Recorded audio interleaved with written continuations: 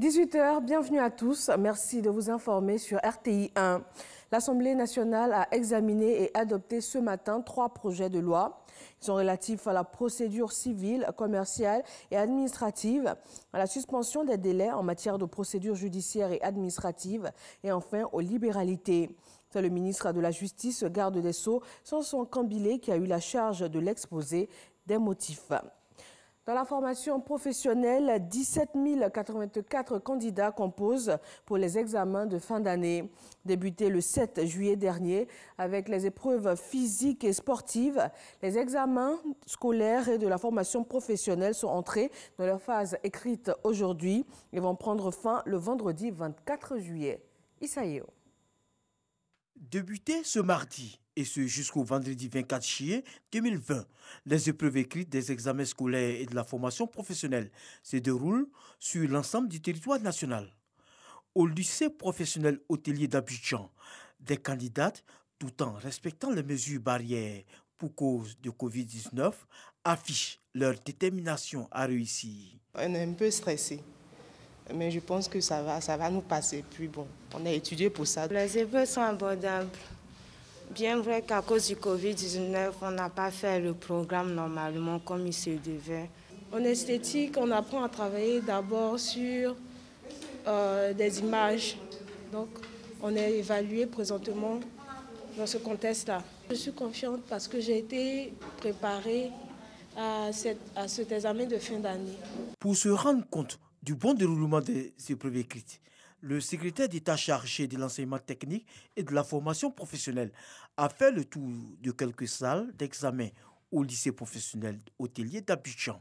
Il indique que ces examens permettent aux élèves de confirmer leurs aptitudes afin d'affronter le monde du travail. Les examens d'aujourd'hui leur permettront d'avoir leur parchemin et savoir qu'ils sont désormais aptes à aller en entreprise pour répondre aux défis d'employabilité, aux défis des performances exigées dans ces entreprises. 17 084 candidats composent dans 71 centres à travers le pays pour l'obtention du BT, brevet des techniciens, du CAP, certificat d'aptitude professionnelle, du BEP, brevet d'études professionnelles et le BP, brevet professionnel.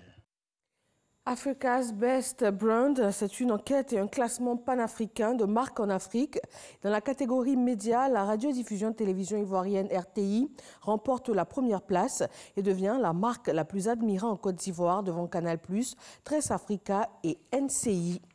Sur la scène internationale au Soudan, un nouveau procès s'est ouvert aujourd'hui contre l'ancien président Omar el-Béchir.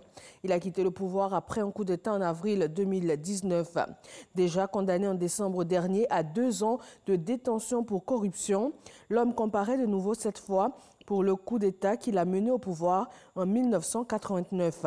Cette affaire est une des 4 procédures qui visent Omar el-Béchir. L'affaire la plus attendue est celle de la Cour pénale internationale qui le poursuit depuis 2009 pour génocide au Darfour. Au Kenya, le président du comité sénatorial de lutte contre le coronavirus a rendu sa démission. Johnson Sakaja a quitté la tête de la commission après son interpellation pour violation des restrictions imposées dans le cadre de la riposte contre la Covid-19. Arrêté dans un bar à 1 h du matin, en violation flagrante des règles de couvre-feu mises en place contre la pandémie, il a plaidé coupable et a été condamné à 3 mois de détention ou à une amende. Le sénateur de Nairobi s'est excusé pour son acte et a payé l'amende. Les 27 pays de l'Union européenne réunis à Bruxelles sont enfin d'accord sur le moyen de se remettre en selle après le coronavirus. Un accord de 750 milliards d'euros et un budget pour la période 2021-2027 de 1074 milliards d'euros. Il s'agit avant tout de soutenir l'économie européenne qui affronte une récession historique avec en sus 360 milliards d'euros disponibles pour des prêts remboursables par les pays demandeurs.